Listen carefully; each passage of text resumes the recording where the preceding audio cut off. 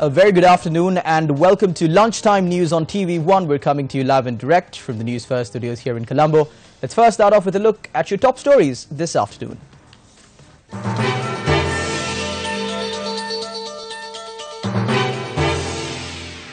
"136 houses damaged due to strong winds in 3 districts. 5 arrested under suspicion over a clash in Jaffna. Pipeline carrying crude oil from the Boy to the Sapugaskanda oil refinery ruptured. Private bus employees plying south launch strike action. 3 dead, more than 200 injured in 6.1 magnitude quake in Japan.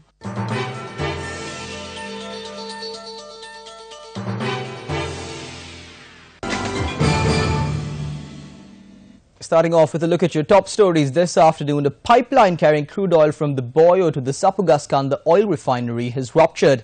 Managing Director of the Ceylon Petroleum Corporation, Neil Jayasekar, has said the ruptured pipeline is situated between the crude oil vessel docked at the harbour and the Boyo. He further added that officials have already been deployed to carry out the repairs. The repairs have, however, not caused any disruptions in unloading the crude oil from the vessel. The National Petroleum Corporation said the repairs will be delayed if the seas get rough. A fire has broken out on an abandoned ship off the coast of the northern coast near the Mailati port. Firefighters attached to the Sri Lanka Navy have been dispatched to douse the fire. The Navy said that though the fire which broke out last night was contained, the fire had reignited again this morning. It is suspected that the fire had broken out in the engine room of the ship named Kingdom. The vessel, which belongs to a private company, had been used to transport cargo. Moving on in more local news, Wildlife and Sustainable Development Minister Field Marshal Sarath Fonseca attended a discussion on the issue of the human-elephant conflict held at Royal College Primary School in Polonnaruwa. Till Sri Lanka and elephants exist, this issue will prevail. We are recruiting new labourers and civil defence personnel in order to find a sustainable solution. In the meantime, we are planning on erecting some strong electric cabled fences in Horopatana in order to catch deadly elephants, and we are planning on converting the place to detain the animals. There is already a designated area to detain the deadly elephants in the Lunugambehera area, which is thrice as large when compared to the Horopatana land. In this way, we are planning to tackle the fear and terror caused by wild elephants.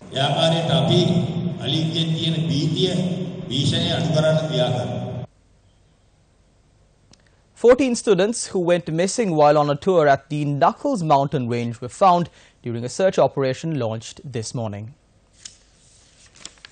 A group of 14 students who were on an educational excursion at the Knuckles mountain range were reported missing last evening.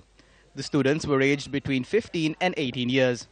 According to our correspondent, the students were found at about 1:30 this morning during a search operation launched by the area residents, the Pinnawala police and wildlife officers. The students were handed over to their parents through the Pinnawala police this morning. The Central Provincial Environmental Protection Organisation said that a number of similar incidents of people losing their way at the Knuckles mountain range were reported during the past few months. Therefore, the organisation notes that it would be safe if people touring the area get help from area residents or wildlife officers. The influenza virus that was spreading in the southern province has been controlled by 90%, according to sources at the Health Ministry. Southern Provincial Health Director G. Vijay Surya said that the number of patients receiving treatment at provincial level to all type of hospitals have decreased to 50. He further added that usual habits should be followed when sending children to school. According to our correspondent, even though the disease was controlled, students attending the primary section of school have decreased. Now, employees of private buses plying from Parnadura and Moratuwa to Colombo have launched a strike action.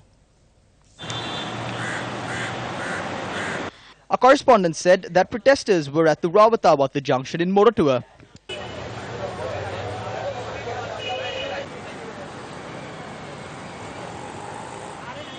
Owners of private buses and employees of private buses staged the protest. The strike action was launched against long-distance buses plying from Kataragama to Colombo, providing transport to passengers travelling between Parnadura, Moratuwa and Colombo. Our correspondent said that many commuters were affected by the strike action. Buses travelling on the 110 routes don't have a bus stand. Long-distance buses stop at all bus stands. We want these long-distance buses to only stop at the designated bus stands. Our economy has collapsed because of this. There is no intervention from transport authorities. They lie to evade these. We hope to continue the strike action. 5 people who behaved in an unruly manner in Telepele, Jaffna have been arrested. Police media spokesperson SP Ruan Gunasekara said that 2 suspects who were arrested had injuries caused by sword slashes.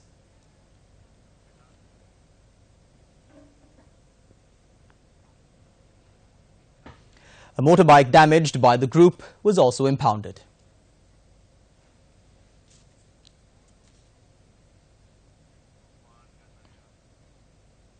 A new 2-storied building constructed at the Pujapitiya Secretariat was vested with the public under the patronage of Minister Vajira Bewardhana.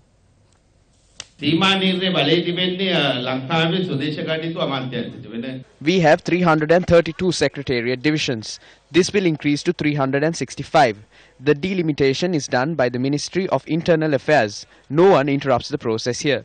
Usually, after the completing of the demarcation, we have to wait for 5 years. If we look at it that way, we will have to demark in 2018. Based on that, we will carry out the demarcation.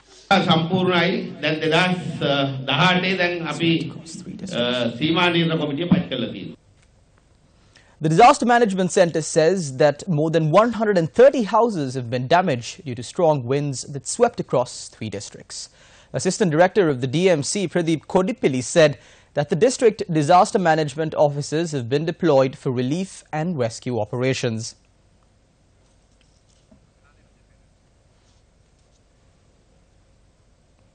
Meanwhile, 33 houses were damaged due to strong winds in Uhana.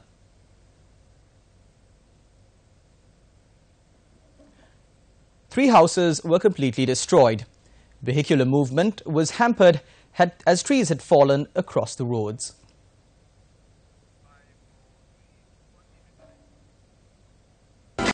And that's a wrap of Lunchtime News on TV1 for today. To follow details of these stories and more, you can log on to our website www.Newsfirst.lk.